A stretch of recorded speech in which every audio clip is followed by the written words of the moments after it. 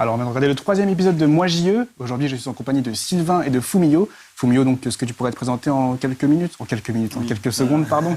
Bonjour. Fumio, je pense que vous m'avez vu dans le reportage. Moi, j'étais surtout en charge des invités à Japan Expo. Après, ça fait quand même 3 mois que j'ai arrêté au final. Donc, c'est assez récent, mais voilà. Ok. Tu as une bonne expérience quand même sur le sujet. J'espère. Justement, concernant les invités, moi j'aimerais qu'on aborde au cours de cette discussion un thème, donc le thème des invités. J'aimerais savoir combien ça coûte en fait de faire venir un invité à Japan Expo. Et pour ça, je voudrais qu'on regarde une petite intervention d'Ahmed de la maison d'édition Kiyun. À partir du moment où on décide d'inviter un auteur, on sait qu'on s'apprête à investir un budget, alors grosso modo, de 20 000 euros. On fait voyager les auteurs en business. Il vaut mieux qu'ils puissent dormir dans l'avion et voyager de manière à peu près confortable. Donc vous comptez déjà pas loin de 9 000 euros pour le billet d'avion. Parce que l'auteur ne vient pas seul, il vient avec son responsable éditorial, donc il faut payer 2 billets pour l'auteur et son accompagnateur. Ensuite, il y a l'hôtel, évidemment, qui doit être un hôtel de standing. Il y a la restauration, évidemment, on les emmène dans des bons restaurants. Donc voilà, ça fait monter le budget. Et grosso modo, on arrive à un budget d'une 20aine de milliers d'euros. Donc voilà, alors Ahmed nous explique effectivement que pour les invités Kiyun, donc c'est à peu près un budget de 20 000 euros. C'est beaucoup. On imagine bien, Fumio, que c'est pas le même tarif pour chaque invité de Japan Expo, sinon ça serait... Voilà. Alors là, le salon n'existe pas, parce que là... Mais alors, donc voilà, je pense que déjà, ce qu'il faut bien comprendre, c'est que selon l'ampleur de l'invité, le prestige de l'invité, les conditions ne vont pas être les mêmes. Oui, ça, c'est indéniable. Forcément, on va pas allouer un même budget à, un mangaka qui vend des millions de mangas, à un chanteur qui vend des millions de disques, avec quelqu'un qui vient de débuter, qui veut faire sa promotion, voilà. Donc il faut savoir que, contrairement à Ahmed, moi je pourrais pas vous donner un chiffre en particulier, parce que ça dépend vraiment des éditions, c'est vraiment du cas par cas par rapport aux invités. Mais juste dans le système, dans le fonctionnement, il faut juste savoir qu'à chaque fois, on a un budget total qui est alloué à tous les invités de JE. Après, justement, le travail au niveau du service contenu et d'une partie de ce que je devais faire, justement, c'était justement de faire cette répartition du budget total. Donc, voir, vraiment à qui on met telle somme, tout simplement. C'est toujours assez compliqué parce que, justement, c'est aussi, ça dépend aussi au fil des discussions, des négociations avec nos clients. Mais voilà, c'est... Donc, j'imagine en plus c'est un budget qui évolue au fil des années en plus. Vu l'ampleur, j'imagine, croissante de l'événement Japan Expo. Oui, bien sûr. C'est normal qu'on n'aura pas le même budget. On n'avait pas le même budget il y a 10 ans que maintenant. Ça, c'est totalement normal. Mais par exemple... Pour les 15 ans. Voilà. J'imagine que maintenant, là, vous êtes venu à...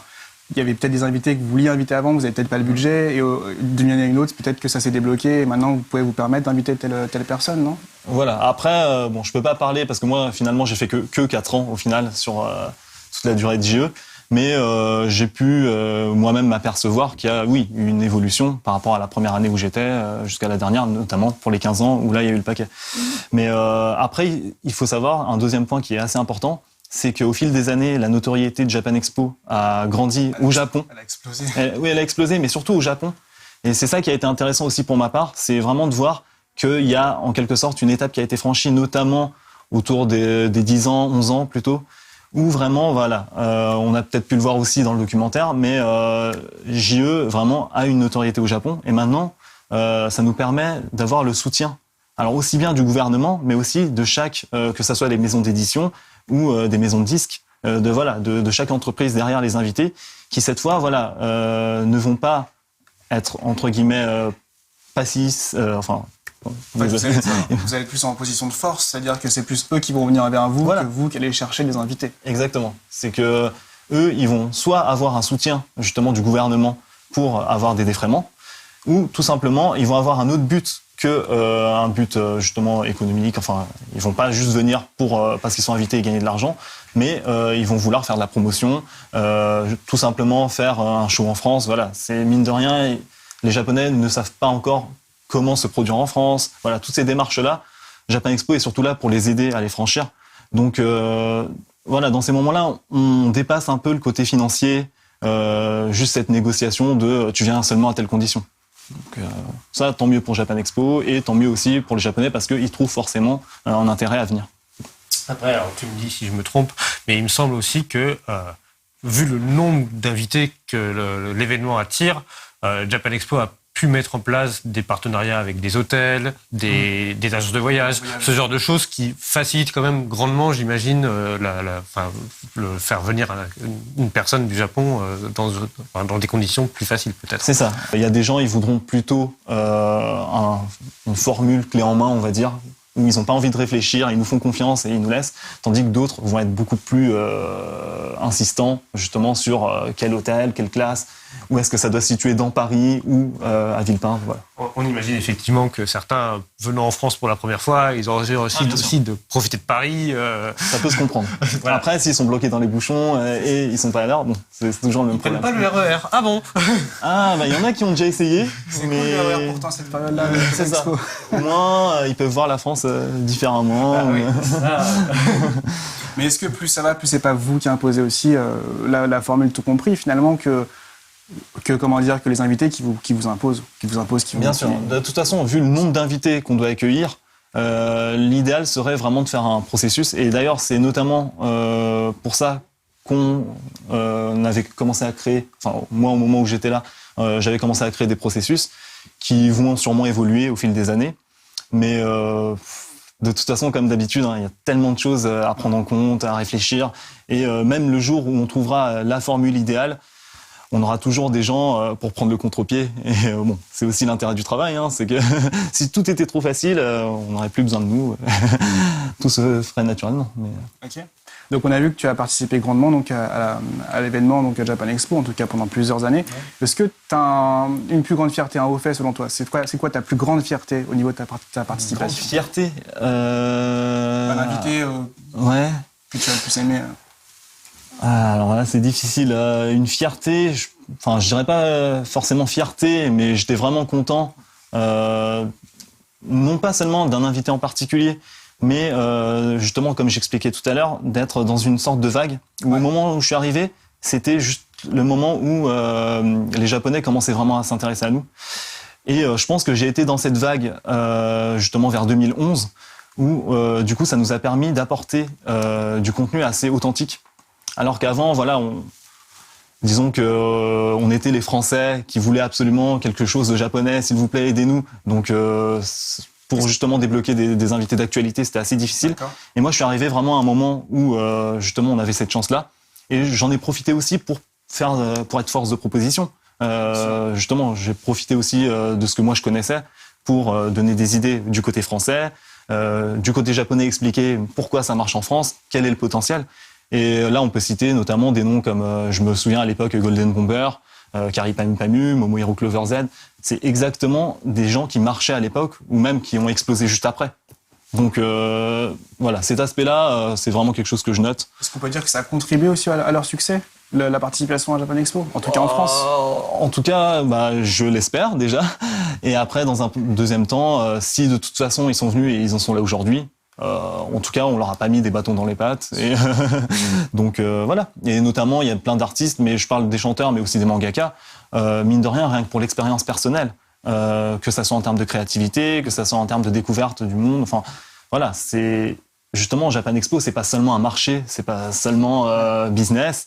Il y a toute cette partie aussi culturelle où justement un chanteur aussi a besoin de faire soit des dates en France, comment il va faire pour la prochaine fois s'il fait une tournée en France.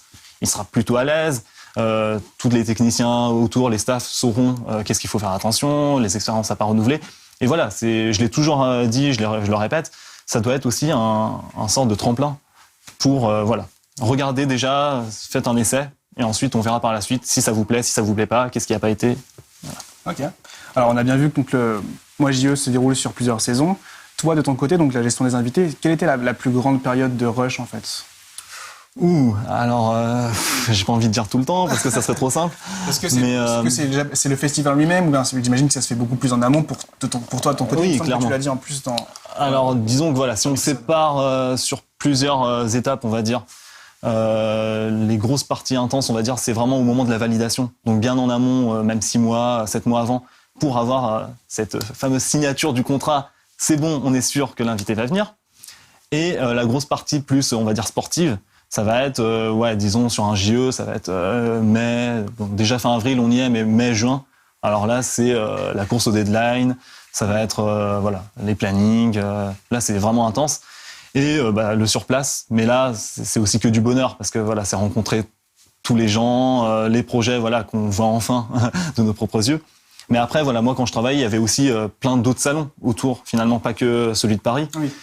Donc voilà, c'est à répétition tout au long de l'année. En plus, ça a explosé. Ça a explosé. On a fait 3 salons, un aux États-Unis, un en Belgique. Ah oui, voilà. aux États-Unis. Exactement. Donc au final, on devait être sur 5 salons, plus sans oublier les concerts qu'on avait à côté. Donc voilà, il y a eu des concerts comme Bono, Carrie Pam Pamu, Manu is a Mission. Donc voilà, ça faisait pas mal de projets en même temps, mais c'était tout enrichissant. Enfin voilà, je me serais ennuyé sinon, donc tant mieux, quoi. Et du coup, toi, pendant le festival en lui-même, est-ce que tu as pu en profiter, voir un peu tout ça à l'œuvre, ou aussi tu étais aussi en train de gérer les invités à ce moment-là, et c'était aussi du travail? Alors c'est vrai que les premières années, forcément, j'étais moins à l'aise, donc j'étais vraiment la tête dans le guidon, à régler vraiment, enfin toute la partie plus logistique, opérationnelle. Et là, par exemple, je me suis surpris moi-même pendant les 15 ans, où justement, beaucoup de fonctionnements, enfin des systèmes, ont porté leurs fruits. Et du coup, quand ça roulait bien, oui, j'allais un peu sur le salon aussi. Et il faut le faire, parce que justement, si les personnes en charge des projets ne regardent pas les projets... Ça arrive souvent dans l'événement. Ouais, bien sûr, ça arrive, et je comprends tout à fait, il y a des raisons. Mais ils pourront pas non plus relever qu'est-ce qui a vraiment marché, le ressentir. C'est pas seulement avec des rapports que c'est sûr. ou des vidéos, faut vraiment le vivre, je pense. Donc moi ça m'a semblé important. Ouais. D'accord, merci beaucoup Fumio pour ta présence aujourd'hui, donc ta participation à cette discussion. Merci à vous. On se retrouve très bientôt pour le 4e épisode. Est-ce que tu pourrais nous dire un petit mot sur son contenu, Sylvain?